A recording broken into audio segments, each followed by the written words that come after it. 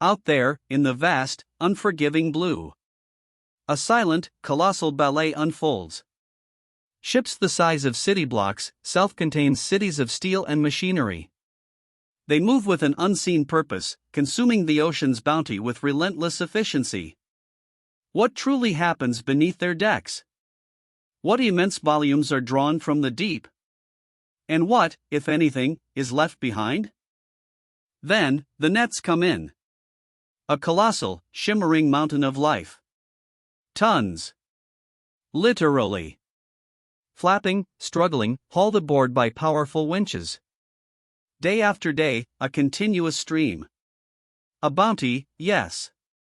An incredible display of human ingenuity and resource. But beneath the glittering surface of this immense catch, a hidden truth begins to emerge. Not all of it is destined for our plates.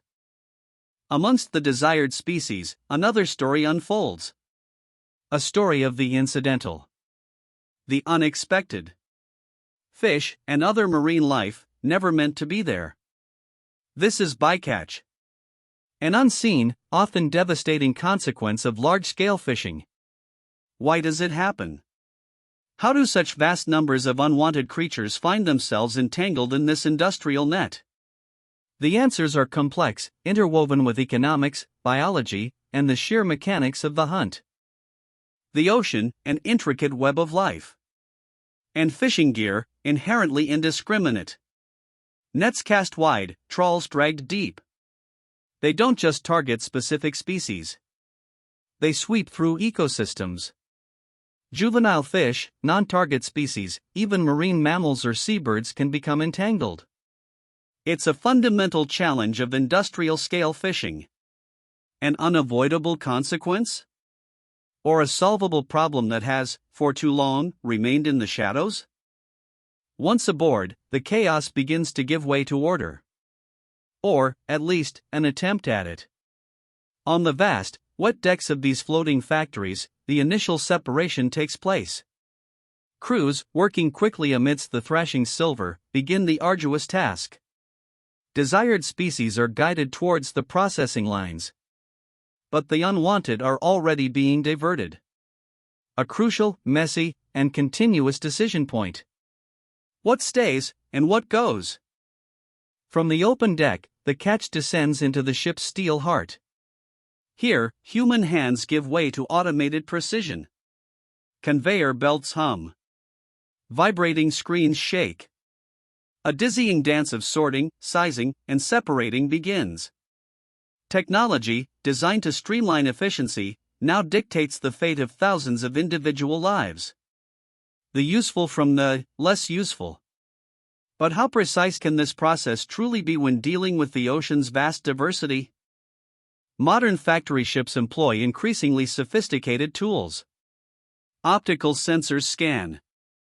Cameras identify. Even AI algorithms are beginning to assist, recognizing species, assessing quality, and making split-second decisions about destination.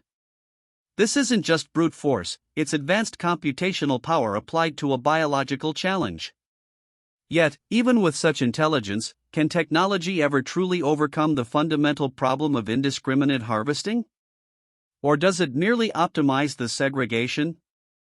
Despite the rise of automation, the human element remains critical. Crews work long shifts, often in harsh conditions, supervising the machinery, performing manual quality checks, and making judgment calls where technology falls short. Their hands guide, their eyes scan. A relentless, often thankless task, ensuring that what reaches the market meets strict standards. But what about the lives that don't meet those standards? What becomes of them? The criteria for kept versus discarded are multifaceted. Market demand, species quotas, size limits, and even physical damage all play a role. A fish perfectly healthy but outside a specific size range might be thrown back. Another, a valuable species, might be kept despite damage. It's a complex economic calculation, often overriding ecological considerations. But every decision, every discarded life, carries a consequence for the wider ocean. What is deemed unwanted often returns to the sea. But not as it once was. Dead or dying, these discards become a new food source, sometimes for scavengers, sometimes simply sinking to the bottom. A massive influx of biomass, abruptly returned to an ecosystem from which it was violently removed. The ecological ripples are undeniable. Are these discards simply waste? Or something more profound? A disruption of the very food web itself? The impact of industrial fishing extends far beyond the immediate catch. Ghost fishing gear, lost or abandoned nets, continue to ensnare marine life for decades. Bottom trawling can devastate delicate seafloor habitats. The sheer scale of extraction depletes fish stocks, altering the balance of entire marine ecosystems. We glimpse only the surface. What unseen damage lies beneath? What permanent scars are etched into the ocean's depths? Governments and international bodies grapple with the immense challenge of regulating such a vast, global industry. Quotas, seasonal closures, gear restrictions, and protected areas are all instruments. But the oceans are vast, enforcement complex, and the economic pressures relentless. These rules aim to control, to limit, to protect. But are they enough to stem the tide of depletion and waste? Or do they merely offer a veneer of control over an inherently wild frontier? Engineers and conservationists are constantly seeking solutions. Innovations in fishing gear aim for greater selectivity. Bycatch reduction devices, escape panels, sorting grids, changes in net mesh size and shape, allow non-target species or undersized fish to escape. It's a technological arms race against inefficiency and waste. Progress is slow, often incremental. But every small improvement could mean countless lives saved. A glimmer of hope, perhaps? Onboard modern factory ships, there's a growing awareness. Crews are often at the front line of these waste reduction efforts. Best practices, careful handling of bycatch for potential survival, and meticulous record-keeping become part of the daily routine. They are the direct witnesses to the ocean's bounty and its fragility. A subtle shift in mindset. From mere extraction to a more considered interaction. But how far can individual effort go against industrial scale? What if unwanted didn't always mean discarded? Efforts are underway to find new markets and uses for species traditionally considered bycatch. Fish meal for aquaculture, pet food, or even innovative new human food products. It's a holistic approach to resource utilization. Turning waste into value. But the sheer volume and diversity of bycatch present immense logistical and economic challenges.